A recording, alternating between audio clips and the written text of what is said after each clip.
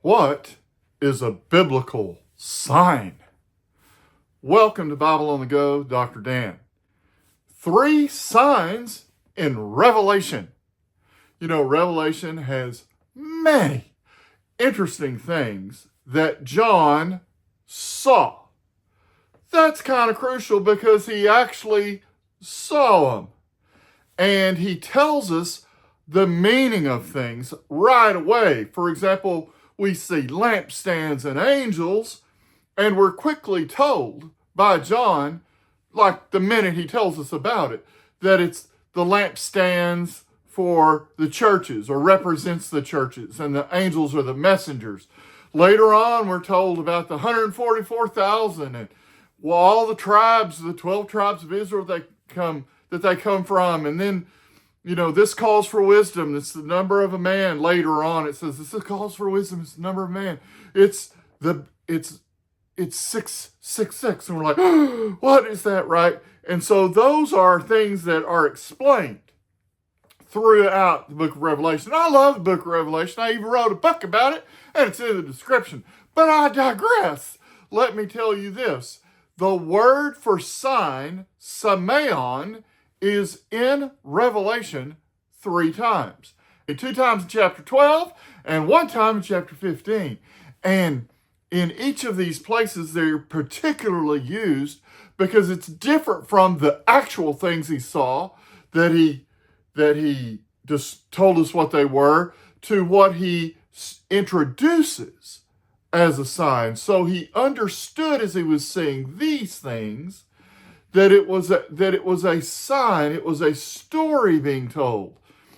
First, in chapter 12, verse 1, a great sign appeared in heaven. So this is distinguished: a woman clothed with the sun, with the moon under her feet, and a crown of 12 stars on her head. We find out as we keep reading that this is the nation of Israel. It represents the people of Israel. The 12 stars on her head have to do with the 12 tribes of Israel. And then we get in verse 3, another sign appeared. And it's diametrically opposed to the first sign. And it's an enormous red dragon with 7 heads and 10 horns and 7 crowns on its heads, which is by itself hard to imagine. Well, we come to find out later, that's the devil. And in the action, we discovered that the gospel story, the scarlet thread through the Bible, is being told from the Old Testament to the New. Jesus coming, sinless life, substitutionary work on the cross, bodily resurrection from the dead, and ascension to the Father. He's caught up to God in his throne, the child is, because the dragon tried to kill him. It's quite a story, but it's very instructive to us, because in both places, the woman is called a sign and the dragon is called a sign, right? It's a picture. He understands that he's seeing a narrative unfold before him, a picture which is distinguished from all the other stuff that he saw that was what was going to happen in the future. Well, we get to chapter 15, verse 1, and we find the third sign. Same word used in 12:1 and 12:3, now used in 15:1. I saw in heaven another great and marvelous sign: 7 angels with the 7 last plagues. Last, because with them God's wrath is completed. Oh my, the great, grand, and amazing and serious judgment of God on the earth, the final judgments of God that are identified in chapters 15 through 16. These all refer to the illustrations that were shown to John to communicate larger truths.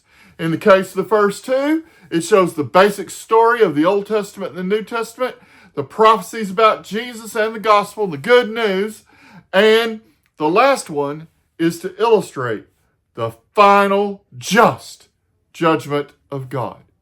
This careful use of the word symeon in the Greek illustrates the care that John took, and following the instructions that he was given about what was to be written, what has taken place, what's taken place, and what will take place in the future.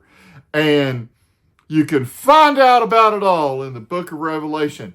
This gives us confidence in the message that Revelation gives. Praise God! Thanks for watching Bible on the Go with Dr. Dan. If you like these videos, one of the best things you can do is subscribe. Hit that button, and you only have to do it once. Praise God!